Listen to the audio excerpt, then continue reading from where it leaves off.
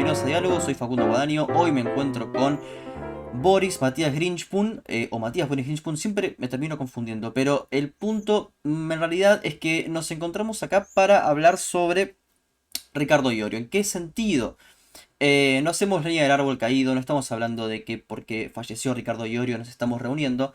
Más bien es porque falleció Ricardo Iorio y hace tiempo con Matías o con Boris, a veces yo intercambio la manera en la que me refiero a él, estamos trabajando en un libro sobre Ricardo Iorio por el momento se llama Del Cantor, que lo que explora es las ideas de Ricardo Iorio, una genealogía de las historias de las ideas argentinas. Y eso es lo que vamos a hacer hoy. Recorrer ese devenir de Iorio que, por más que parezca contradictorio dentro de la obra del mismo autor, no lo es. Así que en la mañana del viernes, ¿cómo estás, Matías? Boris, siempre me confundo.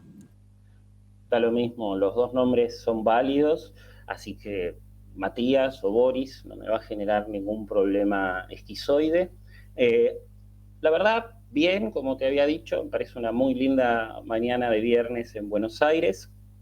Y si bien lo que nos reúne hoy es una noticia triste, porque creo que a todos nos entristeció el fallecimiento de Ricardo, en parte esperado y en parte no, esto es una forma de homenaje y es una forma de alegrarnos, porque creo que si algo nos gusta hablar o algo nos apasiona es de música, de esta música en particular y de Ricardo y sus distintas ideas en sus distintos momentos. Claro, cabe destacar que con Boris estudiamos a Iorio. Bueno, vos, Boris, en algunos papers particulares, en mi caso en mi tesis de grado, y ahora estamos al mismo tiempo trabajando en un paper sobre Iorio. Pero hablando de la muerte de Iorio particularmente, lo que me gustaría explorar es esta idea de Iorio y el coqueteo con el romanticismo alemán en el sentido de la idea de la muerte como una purificación y más bien como algo la idea autodestructiva. Iorio siempre, siempre, desde por lo menos desde el 2010, advierte que la gente se muere. Y consciente de la vida que está llevando, es una persona que se expone cada vez más hacia lo que vamos a denominar en términos iorescos, sustancia, que es lo que, como se llamaba el tema del entorno en su momento, la sustancia. Em, ¿Qué genealogía encontrás, no? Un poco las ideas argentinas, y yo por lo menos encuentro básicamente en el romanticismo alemán esta idea de la voluntad del ser humano creativo y que se entrega completamente hacia esa creatividad, hacia el arte como una forma de conocimiento y de expresión, y donde la enfermedad, donde la decadencia del cuerpo no está mal vista, sino que va a ser reivindicada en otro plano. Bueno, yo creo que ahí ya podemos entrar en el tema del cristianismo de Ricardo, cómo Ricardo fue construyendo un cristianismo propio, porque esta cuestión de la mortificación del propio cuerpo nos remite a toda la tradición mística y a la tradición de ermitaños, que viene desde el cristianismo primitivo y desde otras religiones también, aunque lo más probable, digamos, es que en el caso de Ricardo hayan primado lecturas cristianas, aunque quizás algún elemento de la India o de Oriente también. En ese sentido es muy interesante aproximarnos a ese conocimiento desordenado a propósito, ¿no? E irrespetuoso que tenía Ricardo. Pero está esa mortificación del cuerpo que viene del cristianismo, quizás alguna referencia protestante, yo pienso en esta frase que le gustaba repetir a Lutero, el espíritu está listo, pero la carne es débil, como planteando un conflicto interno entre esos dos coprincipios, el coprincipio espiritual y el material. Por otro lado, Ricardo, en ese abrevar en el romanticismo, tiene una sensibilidad, valga la redundancia, a los sentimientos, a la naturaleza, a lo bucólico, que no implica que se haya vuelto, o me parece a mí en ningún momento, un antimaterialista. Pero sí me parece que asumió del romanticismo una cuestión melancólica y que en ciertos puntos lo llevó a lo trágico. A mí me parece que empezó a narrarse a sí mismo, Ricardo, como el protagonista de una tragedia. Bueno, él siempre dijo, soy el protagonista de mi propia existencia y eso lo marca en cierta manera. Ahora, hay algo que me interesa mucho que es lo que habíamos mencionado en su momento, la ilusión biográfica de Bourdieu, ¿no? Em, Iorio, por más que le querramos, porque es la única persona que puede ser pro abuelas pro abuelas y madres de Plaza de Mayo en contra. Después indigenista, hispanista. Em, no hay, si uno analiza concretamente, eh, tantas contradicciones en la obra de Iorio. En realidad, aparece una persona que siempre está en contra de ciertas instituciones, pero no hay demasiadas contradicciones a lo que a priori se podría percibir. Sí, yo estoy de acuerdo. A mí me parece que lo que se puede encontrar en Iorio, según los momentos y según las instancias, son distintas modulaciones de un mismo discurso, pero que pueden terminar en configuraciones bastante particulares, ¿no? Es como, por retomar una metáfora de la matemática, una analogía, como que los axiomas de Ricardo son siempre los mismos, pero después cómo los termina desarrollando los lleva a lugares muy distintos. Entonces el resultado del gráfico a veces puede llamar la atención y puede llevar a esas contradicciones, pero me parece que no son contradicciones de principio, sino de resultado. Hay una cosmovisión de Ricardo que me parece que es bastante binaria, donde suele haber estos enfrentamientos muy claros entre una luz y una oscuridad, un orden y un caos, algo positivo y algo negativo. El tema es cómo terminan cayendo las piezas, en qué casillas se ubican dentro de esa cosmovisión, va a cambiar bastante y por eso uno se puede encontrar un Ricardo más indigenista y otro más hispanista, un Ricardo más cristiano y otro más esotérico, un Ricardo más antimilitarista y otro que, por el contrario, va a reivindicar a Malvinas como una gesta. Sí, en ese sentido, vos trabajaste en particular el fin de los inicuos, pero desde antes se puede observar en Iorio esta visión esotérica, ¿no? Él siempre asistió a la Escuela Científica Basilio, lo cual ya le da una lectura distinta de lo que se llama, de lo que podríamos decir la tradición cristiana. Entonces, acá es donde Iorio siempre se lo puede decir efectivamente que es un perro cristiano.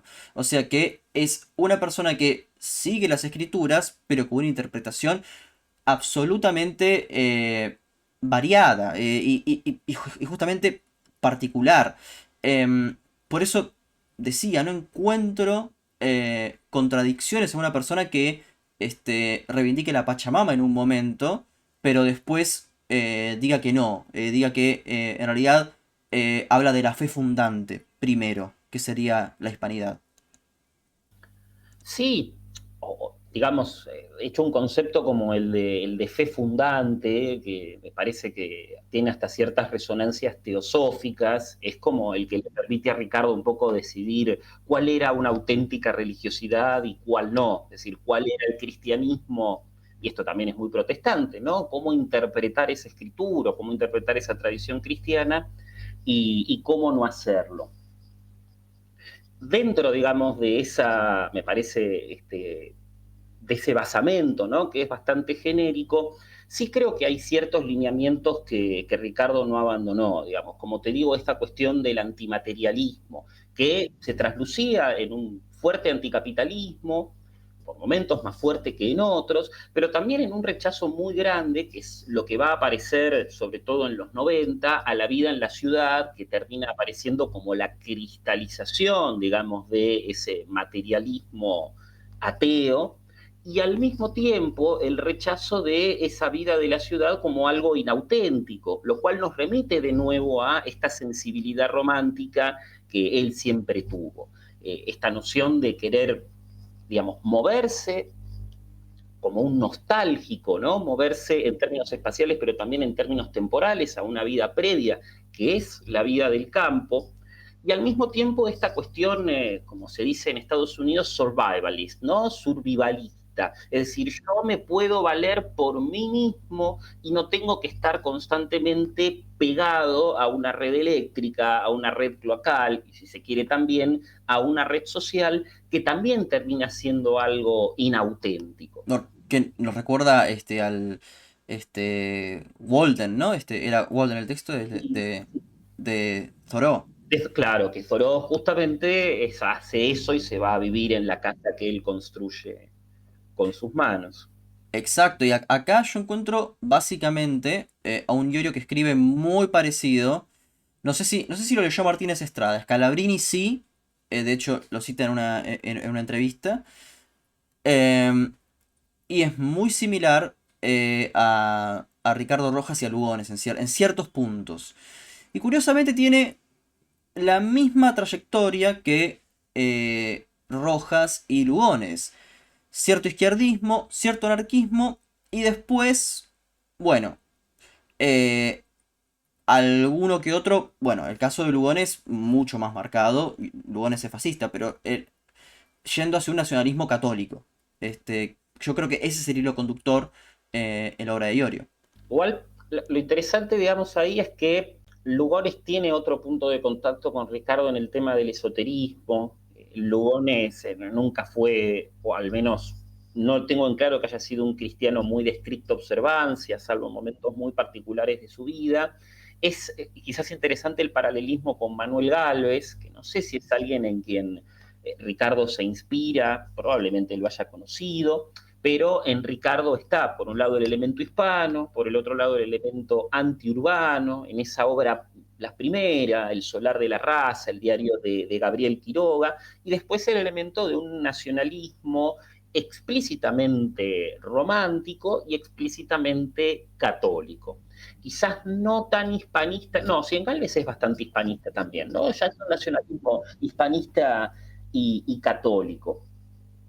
Después tenemos también la beta filosófica en personajes como Carlos Astrada, ¿no? Que son quizás hoy leídos más por cierto nacionalismo que por otras tradiciones, pero donde también está esa recuperación de lo telúrico, de la pampa, como escenario de un tipo humano particular y de un tipo espiritual particular, ¿no? Una filosofía romántica bien influenciada por las escuelas alemanas, digamos, porque son personas formadas en Alemania, eh, que es un poco, digamos, esa raigambre intelectual que tiene Ricardo, que después hay que ver cómo es que le llega, si le llega a partir de una lectura de Astrada o a partir de los lenguajes y los términos que hay en común en Scalabrini Ortiz o inclusive en el propio Pepe Rosa.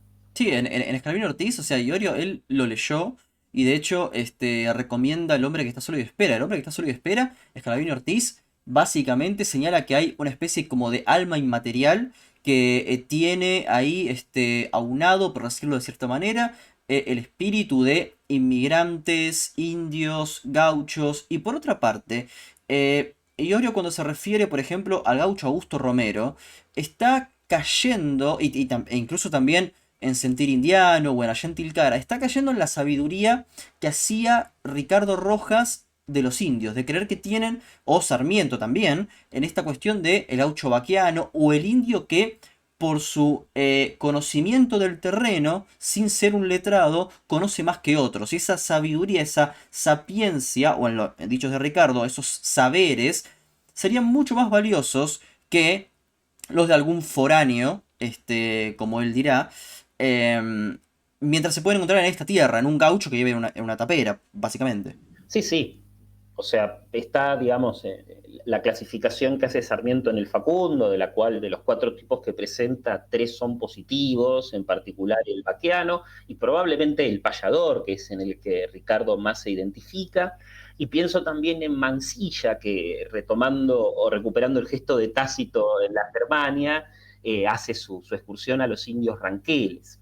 Y esto quizás también lo podríamos vincular con el aprecio que muestra siempre Ricardo a la figura de Juan Manuel de Rosas. Digamos. Creo que a la hora de hablar de historia, Ricardo se siente mucho más cómodo en el siglo XIX que en el XX, pero esa cuestión, digamos, del rosismo, de plantear de que las leyes que necesita Argentina no son las modernas, las más modernas, porque no necesariamente las más nuevas son las mejores, las que se necesitan son aquellas que estén adaptadas a nuestra realidad local, y esa es una sabiduría que se piensa como empírica, ¿no? Que no puede salir más que de la experiencia de este medio.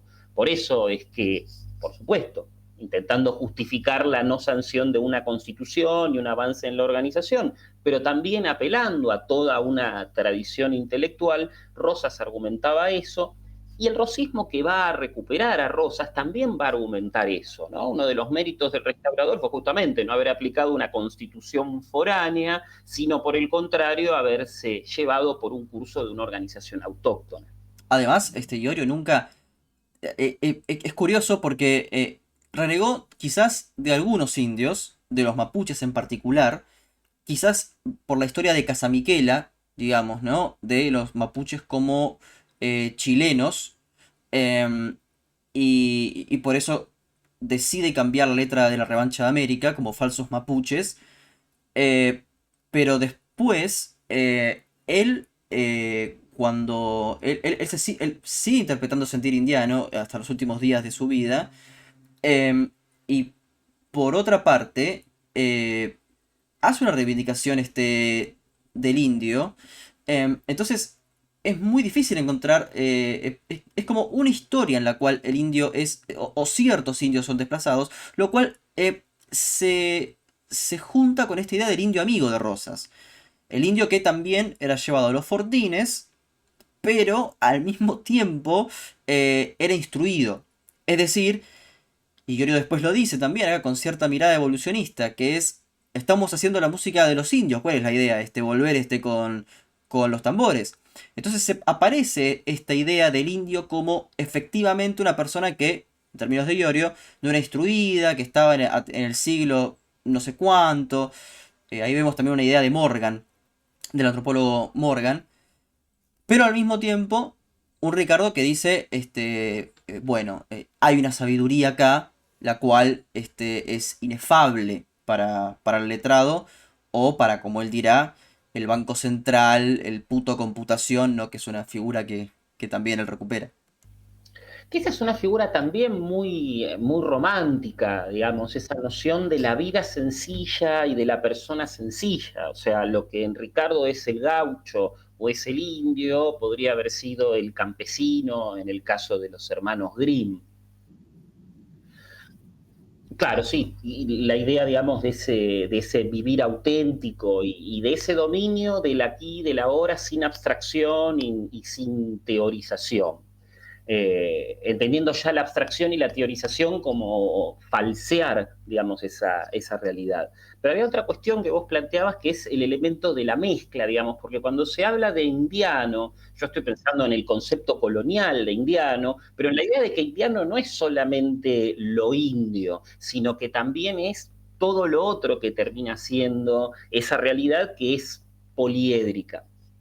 Y de ahí está la cuestión de nuevo de Ricardo Rojas, que hablaba de lo amerindio, ¿no? Y de la capacidad que tenía la Argentina, o América más ampliamente, de poder armonizar lo que en otros espacios aparecería como conflictivo. Y ese es un elemento que quizás se podría hablar, digamos, de Ricardo, que es su racismo, que no me refiero a él, digamos, la visión que tiene de la raza, digamos, cómo aparece la raza en él. Porque decirlo como racismo es fuerte, pero me estoy refiriendo a que no aparece la diferencia entre razas y estas características particulares de lo étnico como el elemento de un conflicto. No lo veo a él hablando de, como Sarmiento, de conflicto de razas en América o de lucha de razas. No sé cómo lo ves vos. No, lo veo justamente como un folk, digamos, como venía de la corriente del difusionismo alemán, de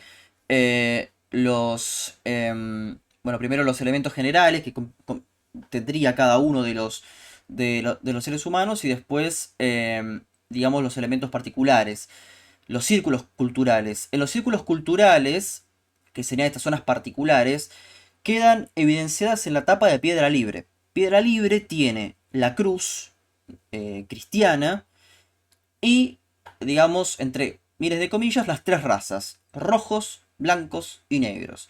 No hay un conflicto ahí, lo que hay es justamente una armonización. Em, por esa razón, Iorio, bueno, terminó, creo que peleado con Rubén Patagonia, pero no por eso dejó de hablar de la etnia originaria y dijo que nuestro problema es étnico, lo cual es es un enfoque bastante interesante porque hablar de que tenemos un problema étnico es decir que las campañas al desierto y después la venta, por supuesto, como mano de obra esclava, hasta el día de hoy tienen repercusiones. Entonces eso es muy interesante en Iorio. Me hace acordar a The Shining, ¿no? Que tiene todo este subtexto de Estados Unidos construido sobre la masacre de sus pueblos originarios. No sé si estás de acuerdo, pero creo que hay algo que se puede retomar acá respecto de las letras y las ideas de Iorio, que es el movimiento que hace él entre el etnos y la plebs, o entre el etnos y el demos. O sea, por momentos él habla de este pueblo originario como un etnos en el sentido de que tiene ciertas características transhistóricas, que pueden ser más culturales, otras más biológicas, como el color de piel, pero después, al mismo tiempo, en los 80 y en los 90, sobre todo, tenemos a este pueblo que en términos de Flora Tristán es la clase más numerosa y más pobre. ¿No? Pienso en víctimas del vaciamiento, pienso también luchando por el metal. No sé si se mezclan, en algunos casos pienso en el pibe tigre, capaz sí se mezcla esa noción de plebs y etno. Completamente, completamente, sí. Nada, me parecía interesante ver, digamos, cómo están mezcladas las dos cosas, pues si bien son políticos, cada uno a su manera, el etnos y el demos, esa mezcla que se da en el pibe tigre tiene otro potencial y tiene otra explosión. Bueno, de hecho, la música de Ricardo siempre fue, él siempre lo dijo, que no tendría sentido que se expresara en otros países, en Europa, aunque Almafuerte sí fue a Ecuador, a Brasil, a Chile, a Paraguay, pero el tema era que, o Hermética a Paraguay, en fin, pero la cuestión es que Ricardo encuentra cierta unidad latinoamericana. Eh, pero ¿cuál es su lectura en todo esto? Que hay una lectura peronista en este sentido. Y me quiero explayar al respecto. En el 2014 Ricardo Iorio dice, Cira, o sea, recordemos en el 2014, vamos a... no sé si auge, pero kirchnerismo en buen estado aún. Señala, si la unidad latinoamericana es que los bolivianos tomen la casa de mi abuelita, entonces esa no es la Unión Latinoamericana. A lo que se está refiriendo ahí, en realidad, Ricardo, no es a los bolivianos, es, asumo, a los terrenos de Moreno, que es a donde vivía el padre, y a zonas copadas por el narco y por la pobreza. Es decir, es una... Ricardo al mismo tiempo es un lector peronista de la generación del 60, la generación que pasó por Malvinas y que se siente defraudada respecto a los gobiernos. Y por eso cuando le preguntan qué piensa el kirchnerismo, dice yo estoy a muerte con este gobierno, si fue elegido democráticamente, irónicamente, ¿no? En esa reflexión. Sí, sí, sí, comparto, digamos, esa lectura que estás haciendo, aunque me parece que hay una coda que no habría que descartar. Porque cuando retomás esa declaración de Ricardo, yo pienso también en declaraciones similares que se dan en otros países en el sentido de eh, no solamente criminalizar a esas minorías, pero también la idea de separarse de la xenofobia más pura y dura, diciendo, no, no, yo no estoy en contra ni de los peruanos, ni de los bolivianos, ni demás, lo que quiero es que estén en sus países, ¿no? Que tengan una economía fuerte, todo lo demás, pero que se queden en sus países. Entonces está el elemento de los que hoy por hoy se denominan antiglobalistas, es decir, todos aquellos que asocian al globalismo con ciertas políticas del liberalismo, como un escaso control de fronteras y la libre movilidad de la mano de obra, y que asocian eso con un plan determinado para empobrecer a determinados países, para someterlos y lo que sea. Entonces, digamos, si bien habría que revisar un poco más esa declaración, yo, digamos, pienso, o sea, escucho esa declaración de Ricardo y pienso en el Rassemblement Nacional, ¿no? Esta idea de, bueno, yo no estoy en contra de los africanos, lo que quiero es que se vuelvan a sus países.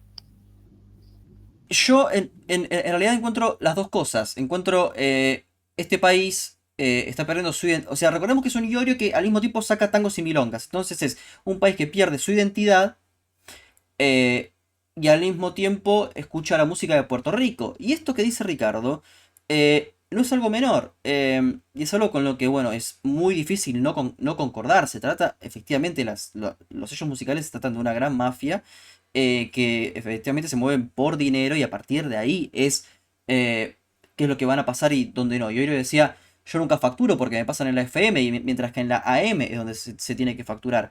Bueno, tiene razón en eso. Ahora, donde se está diciendo es, y esta es la visión folkheist de la vida de Iorio, que es la visión folk de se pierde la identidad, se pierde Edmundo Rivero en el imaginario de unos tangueros, por eso yo agarro a los últimos guitarristas que tocaron con Rivero, yo los incorporo, yo interpreto esos tangos, y sí, que vengan los bolivianos, los paraguayos, todos a escucharme, pero no olvidemos que este gobierno de montoneros, 2014 estamos hablando, es el que nos está quitando la identidad nacional. Sí. Eh, que de nuevo, yo lo que veo ahí es al romántico en tanto eterno melancólico, porque eso que planteaba él es lo mismo que planteaba Gálvez a principios del siglo XX, cuando decía que el propio tango era una mierda. Y se iba, digamos, a las milongas y salía horrorizado, no solamente por el contenido estético, sino por el marco social. O sea, el tema no es solamente lo que se escucha, sino quiénes van a escuchar eso. Eh, entonces, digamos, más allá de la beta antikirchnerista y todo esto que estamos hablando, creo que también acá hay un reflejo muy interesante de la estética, digamos, del propio Ricardo, ¿no? Digamos, como un eterno insatisfecho en tanto y en cuanto se siente en un momento y en un lugar que no son los suyos. Como todo romántico, ¿no? Ninguno se va a sentir cómodo. Entonces, ese gesto de volver a Edmundo Rivero tiene algo que ver con la especificidad del tango, pero también tiene que ver con el hecho de que él identifica al tango como el género que estuviese siendo amenazado. Siendo muy burdo, yo pienso que si estuviésemos viviendo una hegemonía del tango y el trap estuviese siendo amenazado, estaría Iorio buscando a, qué sé yo, a los productores de Woz y de Trueno y estaría con ellos, o hubiese estado con ellos, ¿no? Todavía sigo hablando como si estuviese dando vueltas por ahí. Claro, bueno, si tomamos esta otra cosa, esta cuestión reencarnacionista de Iorio, que lo vuelve a situar dentro del romanticismo alemán, es esta idea de y también, recordando Lugones, la idea de que hay que crear un pasado nacional. Y de nuevo con Rojas. Él decía, Almafuerte es el folclore. Y si vemos, por ejemplo, la transición musical que hay, los chicos de 20 años actualmente consideran que Almafuerte o iré a otras cosas del rock, Manal, Miguel Abuelo, iré a algo más oscuro, El Reloj o algo más mainstream, Papo, pertenecen a música de viejos. Entonces se convierte también en el folclore como música, entre miles de comillas, nacional. Entonces, en ese sentido, tiene cierta razón histórica Iorio. Ahora, efectivamente, el tango en sus momentos no era bien visto, para nada. Como el José Hernández. Como el Martín Fierro de José Hernández tampoco era bien visto. Era un folletín, era una cosa mal vista, hasta que Lugones lo canoniza. Entonces Iorio lo que busca es canonizar, por supuesto inconscientemente, no lo hace como Lugones, pero canonizar al tango y al metal pesado, como él le dice, como una parte de la identidad nacional. Total, en el sentido de continuar con la construcción de un canon estético, que eso es lo que bien quiso hacer Rojas con su historia de la literatura argentina, que bueno, maliciosamente dijo Paul Grusac que terminaba siendo más larga la historia que la literatura argentina propiamente dicha. Eh, pero es interesante, digamos, cómo, si se quiere, Iorio agarró una música ya canonizada, como era el tango para el momento en el cual yo diría Iorio nace, porque cuando Iorio nace ya el tango era reconocida como una música ni siquiera porteña y rioplatense, sino extendiéndose más allá, y lo que busca hacer es meter, digamos, al metal pesado en esa operación, digamos, también intentar canonizarlo y sacralizarlo. Ahora, respecto del folclore, creo que hay una dimensión interesante de recuperar, que es la dimensión que tenía el folclore en los 60 y 70 como una música de protesta y diríamos casi una música de izquierda.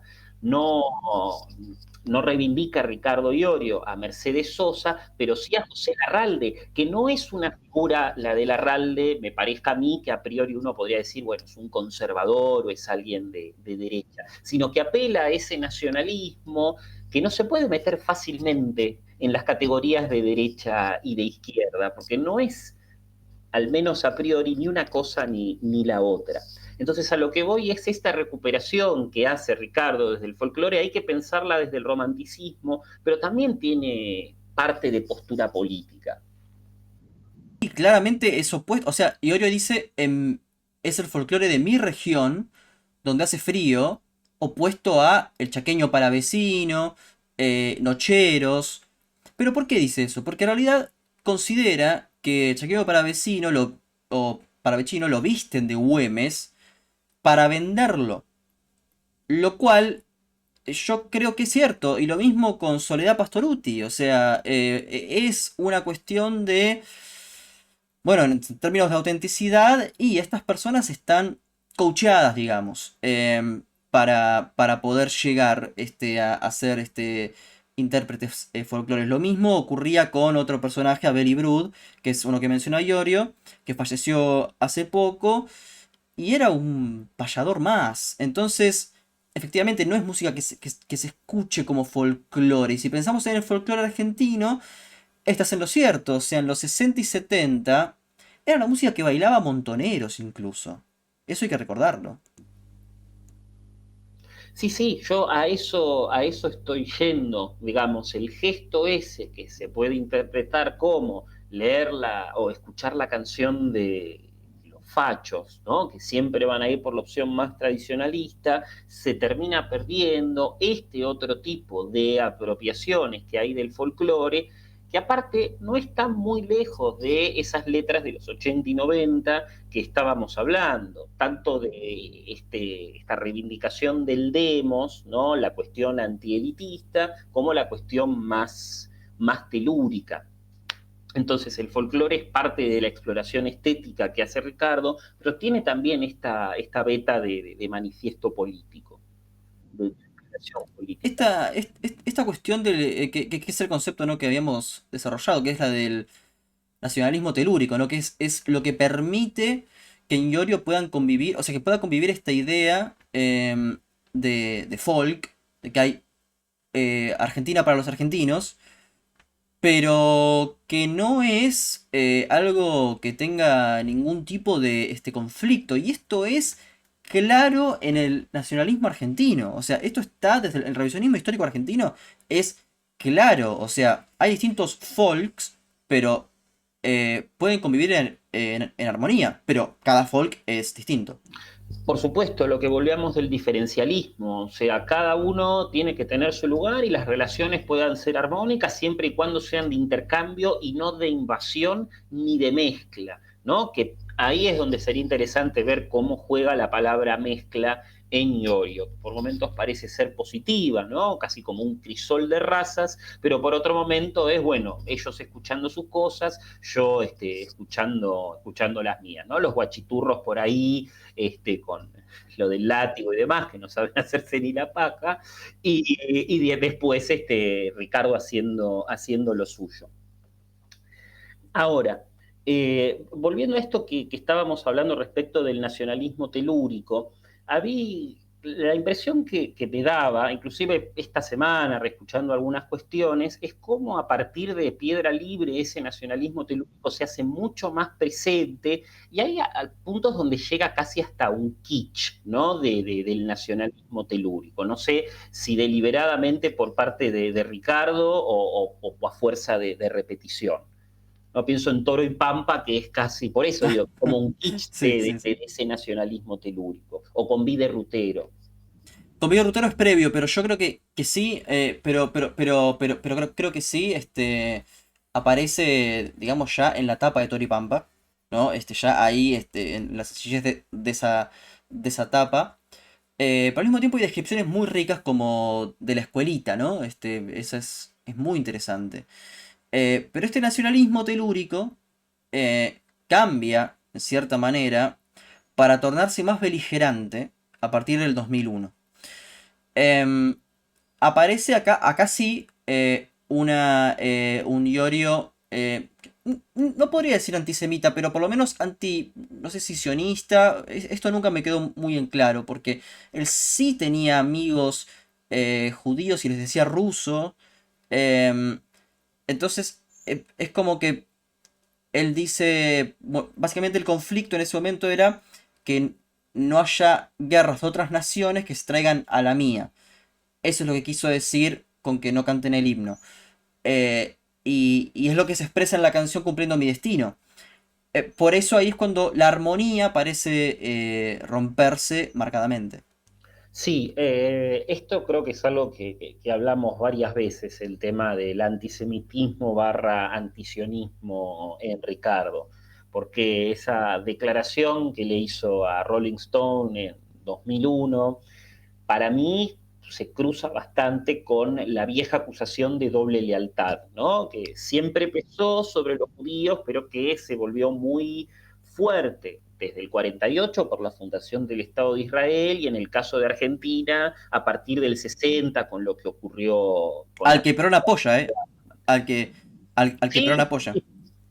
a ver, digamos, las relaciones del peronismo con el Estado de Israel y con la comunidad judía, como todo en el peronismo, no son sencillas, pero como han planteado entre otros Ranan Rein, ver a ese primer peronismo como antisemita y como antisionista es querer meter el círculo en el cuadrado, es decir, no es tan sencillo. Ahora bien, dejando de lado esto, creo que cuando él habla, digamos, sos judío, no cantes el himno, es el planteo de que uno, por ser judío, que también, ¿qué significa ser judío? Es profesar la religión y ser restricto a observancia, es tener apellido, es tener genes, digamos, es complicado, pero va esa idea de que, bueno, ya son dependientes o ya tienen que ser leales a otro Estado, entonces no son de confiar. Después está esta cita medio, este parafraseo, para ser más precisos, de Seineldin, digamos, se podrá ver un caballo verde, pero no uno de ellos honesto. Y acá la referencia parece ser bastante más amplia, digamos, no solamente a los prosionistas, sino al judaísmo en particular, con la vieja acusación de duplicidad, que se remite con la doble lealtad, pero también de la mentira. Digamos, no son confiables, quieren aprovecharse de los demás, están conspirando y están complotando. Ahora, ¿es eso parte de un antisemitismo más estructural en el caso de Ricardo?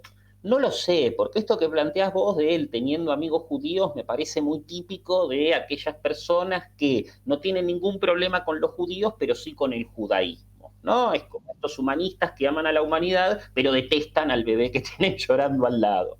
Entonces, como invertido, ¿no? O sea, es decir, a mí me caen bien los judíos, tengo judíos que son amigos, pero me pongo a pensar en el Estado de Israel, en la estrella de David y veo todo rojo.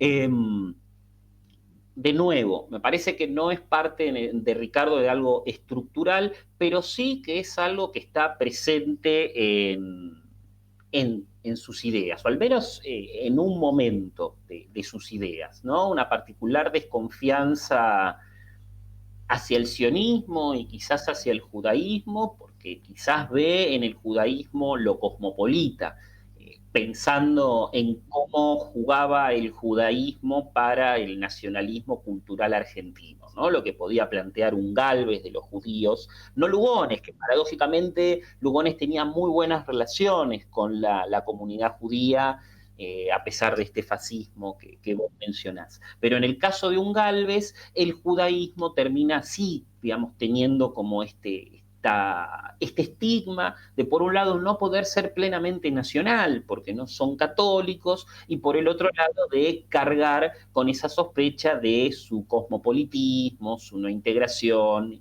y la mentira. Yo creo que este estado beligerante aumenta aún más en la canción Ultranza, que acá hay una letra muy interesante de Iorio que dice lo siguiente: poco importa el destino de aquella generación que no hinchen la labor de sus antepasados, em, desde que hay historia hay tradición y desde que esta existe ya hay patriotismo y de esto nacionalidad. Claramente está hablando de la generación, digamos que para Ricardo es la subversiva. Si vamos con el discurso de el nacionalismo católico argentino, hubo tres guerras en la Argentina, en el siglo XX, digo, ¿no? Contra la subversión, Malvinas y la tablada. Poco importa el destino de aquella generación, poco importa lo que le haya pasado a quien le declaró la guerra a esta armonía, ¿no? Sí, sí, sí, y a los que quisieron, digamos, ir contra esa tradición. O sea, ahí aparece un Iorio muy primitivista, ¿no? La idea de que, bueno, desde que hay patria hay nacionalidad, entonces tendríamos que plantear que desde 1810, por poner una fecha, ya tendríamos una nacionalidad. Que de nuevo es un poco lo que necesita ese argumento, porque si nos ponemos con los modernistas o los posmodernistas y decimos, no, la nación es un artificio, no hay tal crimen de lesa nacionalidad, porque simplemente es cambiar un artefacto cultural por otro. Eh, a partir, digamos, de ese lugar, por supuesto, digamos, si volvemos a la doctrina de seguridad nacional, digamos, surgió un enemigo interno que en alianza con un enemigo externo, no es lo que se plantea acá, quedémonos con el enemigo interno simplemente, lo que quiso hacer fue cambiar nuestro estilo de vida occidental y cristiano, ¿no? Por decirlo con un vocabulario sesentista. Y ahí, por supuesto, la nacionalidad se defiende, y si ponemos a la nacionalidad por encima del individuo, lo que va de la mano con el primordialismo, había que desplegar anticuerpos para terminar con este peligro. Digamos algo más, poner al colectivo, a la nación, por encima del individuo, explica que los individuos terminan siendo epifenómenos, es decir, los encargados en un momento particular de reproducir una determinada nacionalidad, y justamente ahí estaría la prescindencia y la peligrosidad de esta generación subversiva. Bueno, te La, interrumpo para agregar esto. En la canción Por Nacer, él mismo dice, por nacer en este suelo hice un pacto y que dice, donde yo soñando estoy morir, como quien soñando está crecer. O sea, ya es una determinación esta. sí, por supuesto. E inclusive me pongo a pensar, digamos, en todas estas otras canciones más populares de Iorio. La que más se me ocurre es ese voz, digamos, que va más allá de parece canto de individualismo, está dando, digamos, a entender ese voz como lo entendían los griegos, es decir, hay una determinada esencia que uno tiene que realizar. O sea, ser uno mismo no implica ser individuo, ser original, ser distinto. Ser uno mismo implica, por el contrario, realizar esa esencia a la cual estamos llamados. No digo un Iorio lector de Platón, pero sí me parece que ese Iorio esotérico lo piensa de esa manera, ¿no? Digamos, como es en el macrocosmos, en el microcosmos, y cada uno en su lugar. Sí, yo, de nuevo, habría que ver, porque nosotros, a ver, conocemos parte de lo que leyó Iorio, sabemos que leyó a Saldías, sabemos que leyó a Perón, digamos, ese diccionario pampa bonaerense, y otros libros más de Perón, que, bueno, exactamente, sí, sí, sí. Y después, bueno, lector de Scalabrini, y había, bueno, él había mencionado más, pero no me cabe la menor duda que Iorio habrá tenido lecturas, por lo menos apresuradas, de otros intelectuales. Por eso digo, no podemos decir Iorio no leyó a Platón, la verdad que no sé. no me arriesgaría a eso. No, no lo sabemos. Yo quizás estaba queriendo apelar a cómo Iorio, al igual que nosotros, no tiene un proceso de formación que es sentarnos en la biblioteca horas y horas leyendo libros de punta a punta, sino que también la formación se da en la tertulia o en el contacto con los medios masivos o con un amigo. Entonces, digo, no leyó Platón porque, a ver, quizás sí, se sentó con la República, con el Fedro, con lo que sea, o quizás simplemente una vez juntándose en algún momento de su vida a tomar una cerveza, a comer algo, o a consumir lo que fuere, surgió el tema de discusión de lo platónico y de Platón, y ahí le vino. O quizás recibió algunas mínimas nociones y él se encargó de juntar las piezas después. Yo como intentando poner sobre la palestra, digamos, ese proceso de formación desordenado que no es el de él, sino que es el de todos nosotros. Claro, hay otra cosa que yo quería rescatar, porque vos lo habías mencionado así como por arriba, eh, que es el tema de la droga en Iorio. O sea, eso es obviamente algo que no podemos dejar de lado. Una persona que constantemente, bueno, no constantemente, pero muchas veces hace mención a la droga. Em, en su caso, él se dice que es un pobre infeliz porque es el único que ha puesto palos en la rueda de su evolución. Claramente hablamos de esta decadencia cognitiva de Ricardo con el correr de los años. Y después encontramos otra vez esta cuestión romanticista, esta cuestión, bueno, también pseudo dionisíaca, ¿no? Em, de ir hacia un goce, que esto igual me hace acordar más, se me fue el nombre ahora, al francés, no, no, no, no, no, no, no, no, a ninguno, Baudelaire. no, no, no, a ninguno de los dos. El que hacía acéfalo, acefal, ¿cómo era? Este. Se me fue el nombre ahora. Bataille, Georges Bataille. Me hace acordar mucho más a un Georges Bataille. em, porque Iorio decía, por ejemplo, en Debes saberlo, yo despunto el vicio buscando la intuición. La intuición para Iorio no era solamente consumir algún tipo de droga, ya sea desde alcohol hasta alguna droga dura, sino que era comunicarse con espíritus, lo cual también da una idea como de chamanismo, es bastante curioso. Sí, sí. Yo, digamos, por eso te iba tirando, digamos, los nombres de franceses famosos, digamos, o por sus relaciones con la bebida, o con las drogas, o con las instituciones psiquiátricas.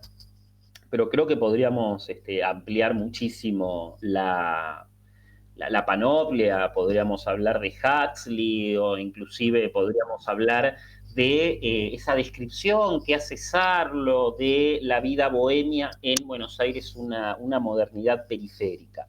Eh, Entonces, saliendo de eso, la cuestión de cómo, no solamente en la modernidad, sino más ampliamente, está esta conexión entre las sustancias, los estados alterados de conciencia y lo que se puede reflejar de la realidad, ¿no? Desde el oráculo de Delfos hasta Huxley en The Doors of Perception y todo esto. Um, entonces, en ese punto, digamos, Ricardo participa de esa larga tradición, ¿no? De a través de las drogas conectar con mi intuición o conectar con otros mundos.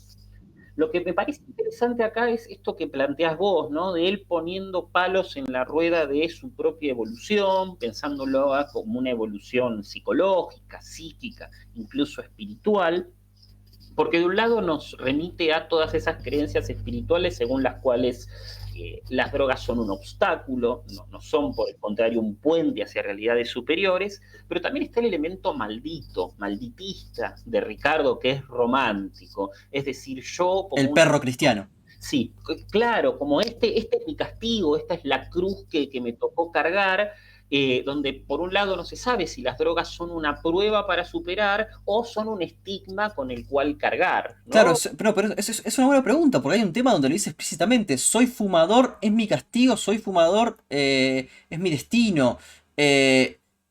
Entonces, claro, es como... Es como que, creyendo en la reencarnación, parecería como que está pagando algunas culpas en ese sentido.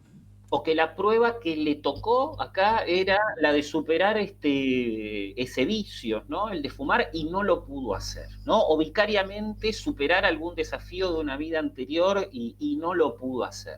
¿Cuánto hay para vos? Esta es una pregunta porque yo lo encuentro en muchas personas de esta generación. ¿Cuánto hay para vos acá de esa generación tan golpeada que fue la del 60? ¿Cuántos patrones encontrás? No sé si te puedo hablar de patrones, pero creo Con que urbaneros, creo que aquí hay bastante, inclusive también la noción de que se ha perdido una oportunidad histórica. Es decir, que pasaron un montón de cosas y que en todas esas cosas que pasaron no se tuvo un rol protagónico. O no se hizo lo que se pensó que se debía hacer. Entonces ahí está, si se quiere, la dimensión de la culpa, ¿no? Como el que pasó por una guerra y no murió o no peleó. Y después, bueno, esa cuestión del sino trágico, que me parece que está muy presente en Ricardo, porque hay un discurso decadentista en él, decadentista sobre sí mismo, pero decadentista también sobre la propia Argentina. Y ese decadentismo no es nuevo, pero creo que en esa generación de los 60 y 70 se ha vuelto pregnante, o en algunos referentes se ha vuelto pregnante. Esto queda más que claro en el último concierto, en el de Rosario, el que tuve la fortuna. Hoy es agridulce porque el recuerdo es muy fresco, es de, bueno, hace casi 10 días. Em, de estar al lado de Yori y después que termine muriendo, la verdad es espantoso. Pero al mismo tiempo es esta cosa de decir, em, mi sueño es que el cigarrillo siga valiendo lo mismo. Eso que parece tan fuera de contexto en realidad es, o, o lo decía en el 2003, estoy cansado de que los jubilados no puedan ahorrar. O sea, esa sensibilidad de Ricardo Iorio nunca se perdió. Por lo que por lo que se cree que hay una ruptura, ¿no? Y esto lo digo en la academia, se cree que hay una ruptura del Ricardo combativo de los 90 con el Ricardo de los 2000. No hay ninguna ruptura, le está hablando al mismo público. Sí, yo pienso o sea, por detrás de eso que aparecen como rupturas, creo que más que rupturas tenemos que verlo como contradicciones o modulaciones distintas de un mismo discurso. Y por otra parte, esa sensibilidad popular, ¿no? De hombre de a pie que no sé si no la pierde o no deja de expresarla, pero a fin de cuentas es lo mismo, ¿no? Ubicarse como alguien que se siente lo suficientemente cerca de los jubilados para que eso les duela, no decirles viejos meados o alguna otra cosa, pero también esa otra, no sensibilidad, realidad de me preocupa el precio de los cigarrillos, ¿no? Que es cero rockstar. O sea, un rockstar no se preocuparía por el precio que tiene un vicio, ¿no? Se supone que el vicio viene como parte que acompaña su fama y su fortuna. Eh, Justamente Ricardo Iorio en todos sus videos hablando de la estética, ¿no? De la estética. Los videos son anti-rockstar. El pibe tigre es la historia justamente de un changarín filmado no precariamente. Él mismo quería que se vea eso. Con Vida Rutero es él viajando. A vos amigo es cuando se intercambiaban discos de vinilo en Parque Rivadavia o en Caseros o en donde sea.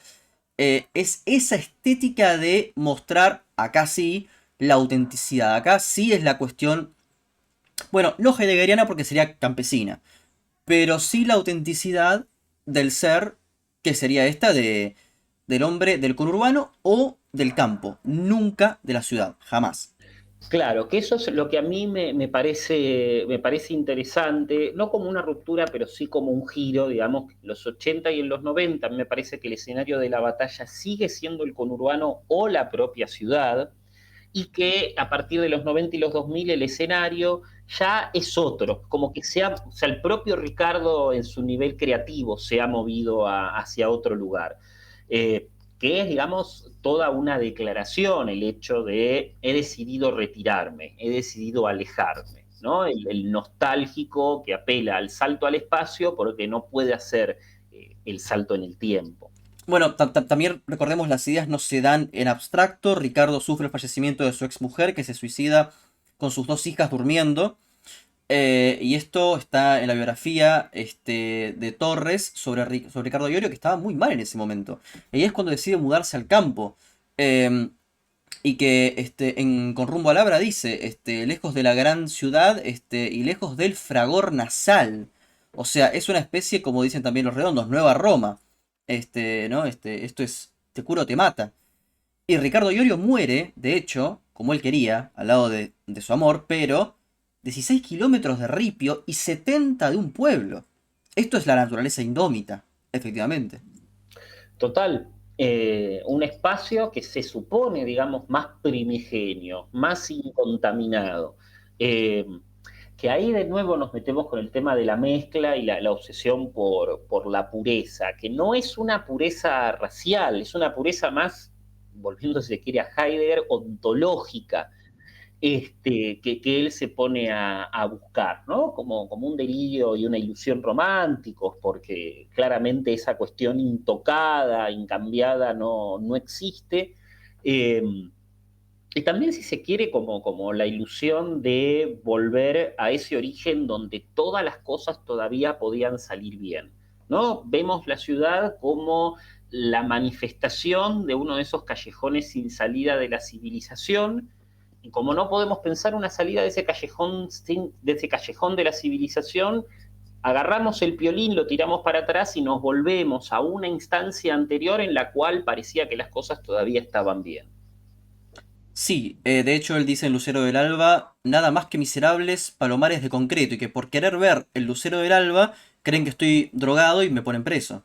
Sí, sí, que termina pisando mierda, ¿no? Con la idea de lo que significa pisar mierda en la ciudad. O sea, no es la bosta de un caballo que quedó ahí, sino alguien que llevó a su animal y que lo dejó hacer sus cosas ahí nomás.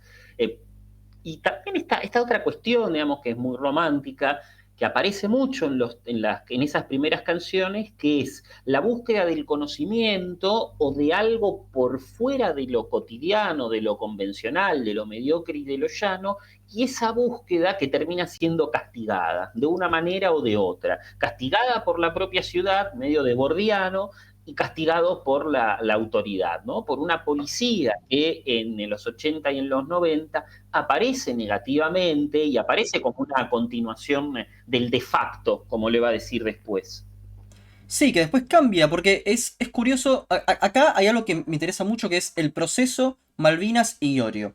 Em, Recordemos que cuando se dio la guerra de Malvinas, la manifestación era también Malvinas sí, proceso no. Las palabras van más o menos por... Bien. Bueno, justo, perdón, pero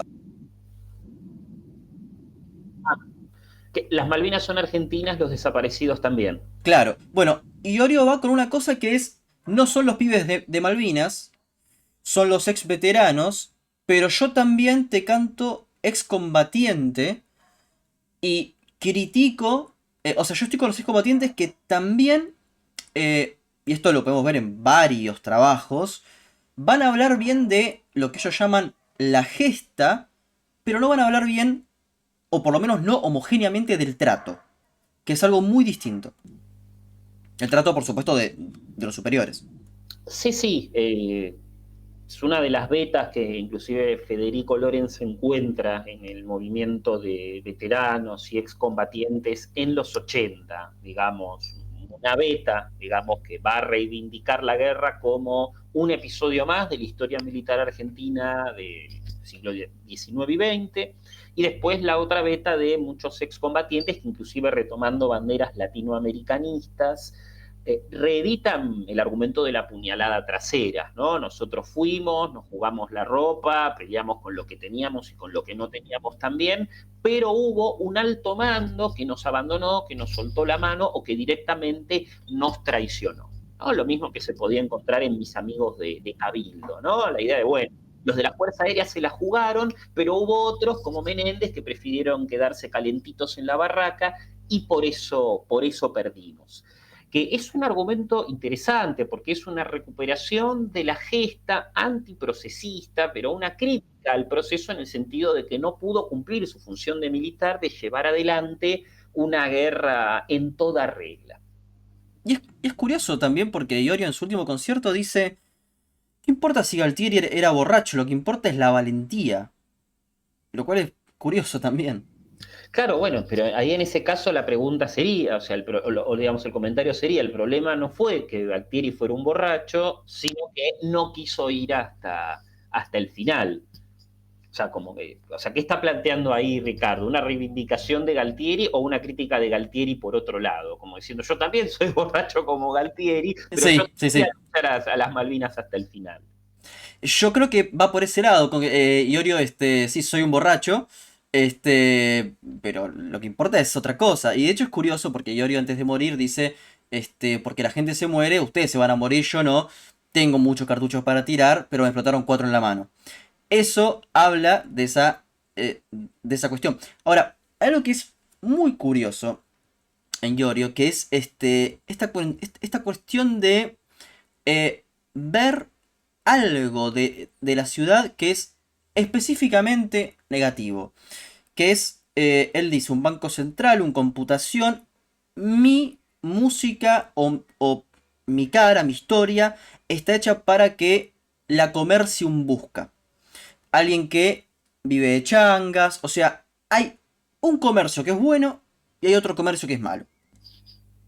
Sí, sí, y ahí tenemos una recuperación, me parece, muy clásica de todos estos discursos sobre el capitalismo nacional, que es la oposición entre ciertos sectores que son productivos, que generan trabajo y que dejan su riqueza en el país, y los sectores que son más crematísticos, financieros, y que por el contrario especulan, ¿no? Y que en lugar de generar riqueza, generan pobreza.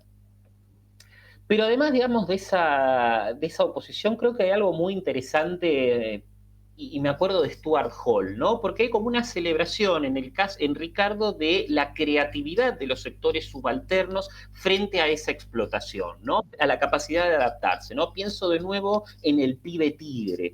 O sea, como lo que ve Ricardo en ese changarín es lo que veían las tropas de paz en los soldados de Quiroga, ¿no? Esa naturaleza indómita a la que la propia civilización no puede doblegar. Entonces, esos sectores subalternos siguen creando, siguen adaptándose.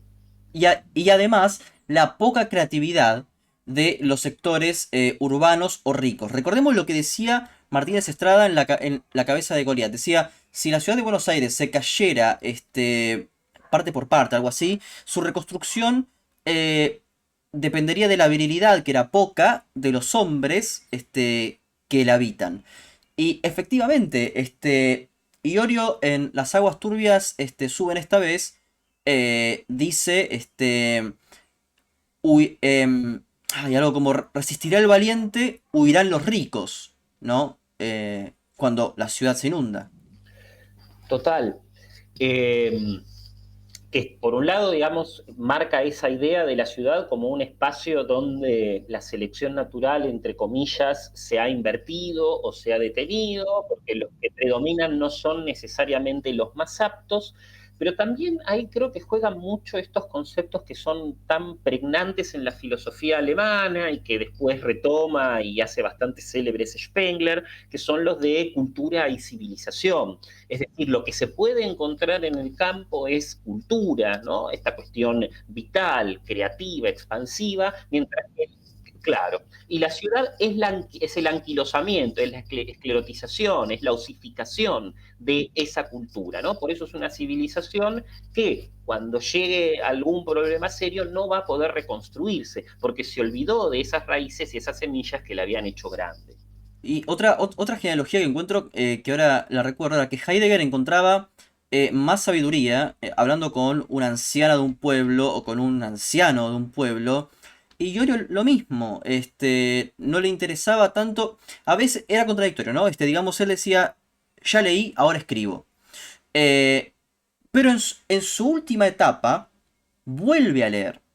Y acá hay un fortalecimiento de una idea, y es la de la hispanidad. Y de hecho, dice, ya no tiene que ser sentir indiano, sino sentir hispano, y acá retomo lo de la fe fundante, que este es el último Iorio, el Iorio hispanista. Y ahí entramos digamos, en dos preguntas. Primero, ¿qué fue lo que leyó Iorio para que lo hiciera hispanista?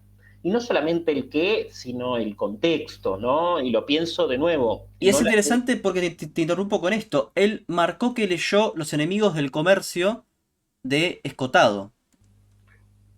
Mira, no me hubiese esperado que hubiese leído en particular eso. Eh, a ver, no lo tomo a Iorio como alguien de redes, sí como alguien de tele, pero lo pienso a Iorio haciendo estas lecturas en un contexto donde hay todo un debate, en España en particular, pero en América Latina también, sobre el legado de la supuesta leyenda negra, ¿no? Con Vox batiendo el parche, pero no solamente Vox. A ver, yo estuve hace unas semanas en Madrid, dato de color, pasé por un taller mecánico y estaban escuchando a Ricardo, Ah, pero bueno, muy interesante, un dato de color, no. no, muy interesante. Y bueno, en el congreso en el que estuve había una chica que se dedicaba a estudios de metal y que lo conocía a Ricardo, ¿no? Como un referente del metal latinoamericano. Así que bueno, vayan esos dos datos de color. Pero a lo que vuelvo es que yo fui a la casa del libro y me llamó la atención lo derechizada que estaba, ¿no? Con libros de Pío Moa, como si fuese una referencia como cualquier otra, pero también muchas discusiones respecto de la leyenda negra. Elvira Rocabarea, de hecho, Eh, sí, está que ha el libro estado en de este ella programa, sí. en otra parte, ¿no? Pero sí, de hecho ella fue muy premiada últimamente por Imperiofobia y Leyenda Negra, se llama el Sí, libro. sí, sí, sí, estuvo en este programa, sí, sí, sí. Ah, mira, bueno, siempre diálogos, Sí, está en todos lados. y su nivel de producción, en serio te felicito. Este, Gracias, gracias. Pero bueno, a eso voy, ¿no? Digamos, la discusión respecto de la leyenda negra tiene un cariz distinto al que podía tener hace 20, 30 años, entonces no descartaría eso.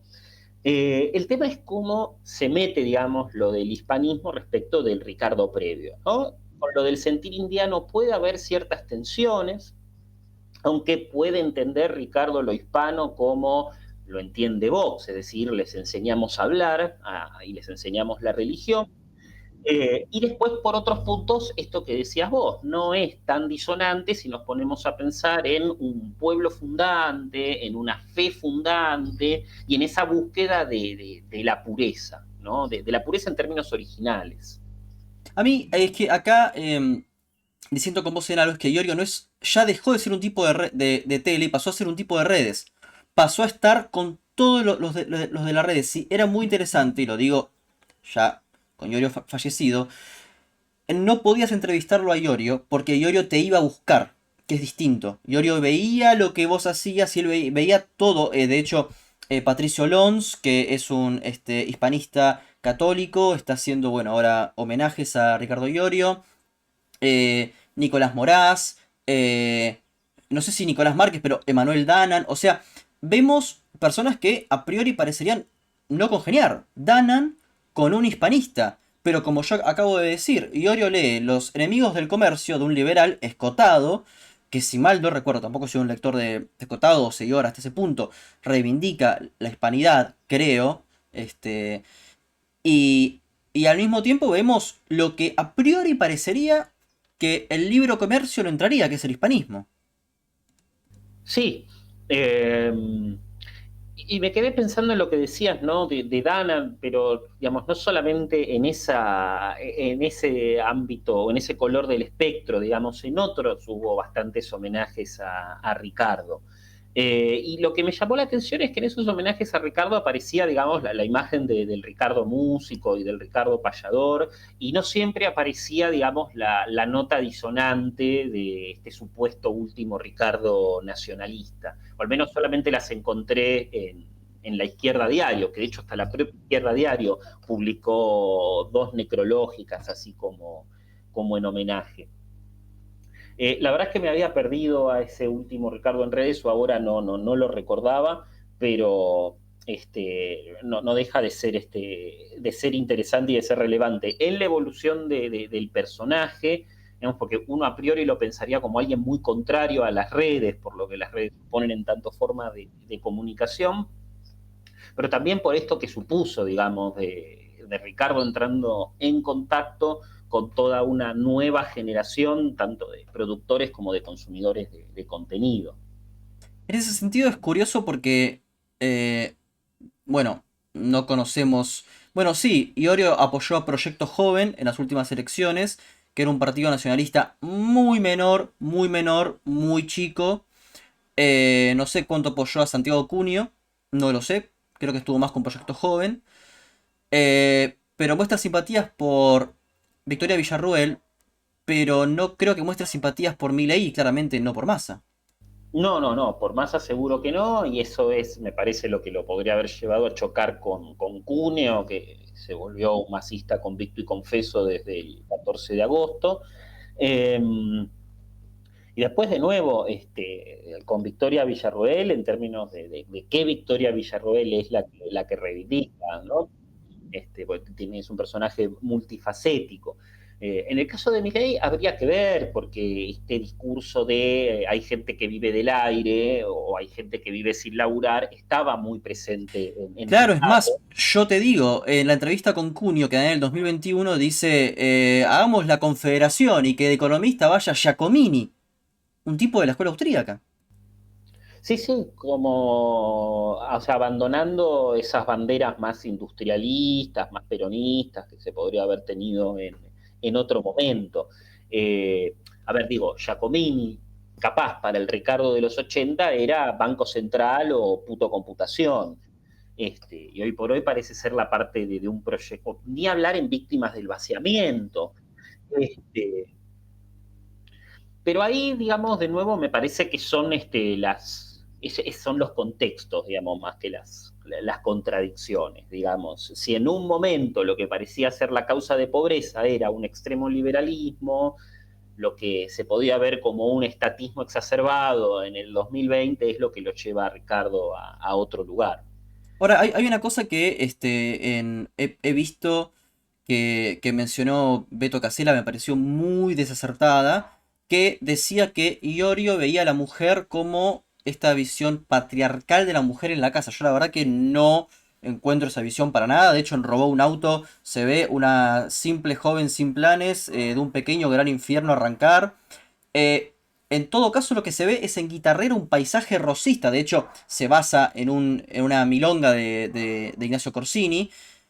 De pintar un paisaje rosista, pero se ve a una mujer activa en Ricardo. O sea, de nuevo, en Robó un auto es una mujer que toma las riendas de su destino. Em, ps- Y de Eva al y de, lado de Perón, no como en un segundo escalón y como algo más bajo. Eh, sí, ese tradicionalismo familiar no lo ve, o me cuesta más encontrarlo O sea, claramente vemos a una persona que defiende lo que él llama paterfamilies, que eso sí, claramente lo recordábamos, ¿no? Que él decía, tuve mucho éxito con las mujeres, tengo una esposa y dos hijas, estoy casado hace 15 años, ese tipo de cosas, o me volví a casar. Sí, eso lo entiendo, pero em, sería forzar demasiado, por ejemplo, decir que Karina Alfie o Alfie, eh, él dice, le estoy abriendo las puertas del metal pesado y eso es en serio, porque Karina no es muy conocida. Y cuando Ricardo la introduce, digamos, a un público mucho más masivo, se hace más conocida. Entonces no veo tanto patriarcalismo en ese sentido. No, no. En el caso de Beto Casella me parece que lo hizo como una deducción de las cosas que Ricardo decía y de lo que podía ver de él teniendo una vida familiar más tradicional. Pero no me parece que en ese sentido lo sea, y de hecho Ricardo con su propia vida no daba de poster boy de los evangelistas o de los católicos. Digo, alguien con esa relación con los consumos y con ese tipo de estilo, o sea, no es la imagen de la familia todos sonriendo con el perrito y muy bien vestidos. Pero es curioso el efecto social que produce Iorio. Yo cuando lo fui a ver a Rosario, confieso que a Iorio siempre lo vi en Buenos Aires, o sea, incluso lo vi en Mar del Plata, pero em, me topé con un público que era muy pacífico, contrario al público quizás más afecto al pogo en Buenos Aires, y veía abuelos con los nietos, o sea, muy tranquilo. Em, ¿cómo tomás el efecto Iorio en el público? Porque entiendo que es una multiplicidad de significados, pero es muy interesante. Por supuesto, creo que de todas maneras es un público que ha ido evolucionando como el propio Ricardo. O sea, se puede entender en un artista que falleció con poco más de 60 años que se dé ese cruce transgeneracional. Es decir, los viejos fans yendo con sus hijos o incluso con sus nietos a verlo. Pero después sí, no deja de ser interesante como una música que se pensó muchas veces en relación con su consumo, y con un consumo que era físico, el movimiento y demás, y la cuestión beligerante que se haya transformado en otra cosa. Ahí quizás hay una evolución de los usos y de los consumos culturales, digamos, como esos sonidos no estaban necesariamente relacionados con la violencia históricamente, sino que hoy por hoy esos sonidos están relacionados con otros afectos, con otras emociones, con otras, O con un folclore, ¿no? Como estábamos diciendo antes. o con un folclore también. O sea, esta es la buena música que yo te paso generacionalmente, no escuches el trap. Eso desde ya, que a mí me parece que es este movimiento que yo te dije que estaba queriendo hacer Ricardo, digamos, así como está el folclore y está el tango, tenemos el heavy, ¿no? Como parte de un canon nacional que nos identifica y que Que nos... él lo cambia porque él decía esto es metal pesado, porque el tango no es el tango japonés. Entonces esto es metal pesado, no es heavy metal. Sí, sí, de la misma manera que decía, o sea, el tango se tiene que cantar en tal idioma y de tal manera, o sea, no es que nosotros cantamos en inglés por estar acá, o sea, estamos haciendo algo distinto, inspirado por algo de afuera, pero algo distinto. Y después yo creo que está la cuestión, como decís vos, del efecto social iorio, que es lo que se vio el propio martes cuando, en medio de la vorágine de las elecciones y de las secuelas de las elecciones, en los medios no solamente había pequeños homenajes, sino personas con remeras de iorio, o yo entré a varios comercios y estuve escuchando Almafuerte o Hermética o B8. eh, entonces me sorprendió gratamente, digamos, porque me pareció ser un artista mucho más capilar de lo que pensaba y además un artista menos relacionado con nichos. Es decir, gente que podía escuchar Soda Stereo, Los Redondos, es decir, como este amplio canon del rock nacional, lo abrazaba y bueno, y lo lloraba en cierta medida a Iorio. Sí, porque a ver, recordemos que en vida, Iorio, yo siempre comento en mis clases porque fue, es y será lo mejor de la música popular argentina. Y por esa razón me decían, no, pero es un facho. Y yo, ¿estás seguro que es un facho, Iorio? Y fíjate que cuando murió, todos convergieron en basta de contradicciones. Iorio es el que luchó, el que hizo lo que quiso con su vida y el que llevó una idea hasta el final. Por supuesto, y en ese sentido representó, en términos de un ethos, a un rockstar.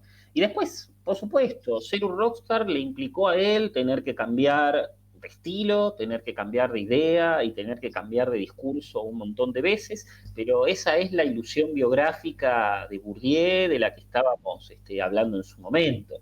Que Ricardo tenga un hilo conductor y una coherencia es una exigencia que le estamos haciendo a nosotros, que Ricardo no habría podido cumplir como ser humano que es, y tampoco es una exigencia que se le puede hacer a nuestras existencias individuales, que no son coherentes ni son concordantes, sino que están llenos de puntos de fuga, puntos ciegos, ni hablar de las contradicciones que podemos tener. Hay un tema que no tocamos que es el de las rutas, ¿no? ¿Cómo ves vos las rutas? Yo las veo ahí como radiografía de la Pampa, el libro de Martínez Estrada, ¿no? Que decía, por más que el ser humano se quiera hacer frente hacia la naturaleza indómita, no podrá hacerlo, encontrará sus limitaciones. Acá encuentro lo mismo.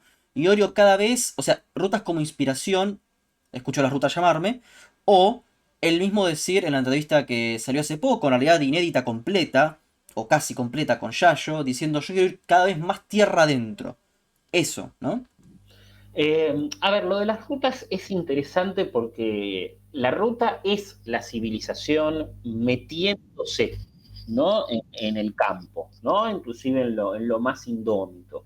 Entonces, esa fascinación por las rutas encierra un cruce que puede parecer a priori contradictorio entre la posibilidad de explorar eso que a Ricardo tanto le gusta, pero que requiere de esa ciudad que es tan peligrosa. O sea, requiere de asfalto, requiere de concreto, requiere de cemento y requiere de un motor de combustión interna, requiere de un auto. Ahí creo que quizás vale una visión de gaucho que también es una visión de cowboy, que es esa idea de conquistar la naturaleza, ¿no? De poder imponerse a esa a partir de algo que no es tecnología, sino que es creación humana.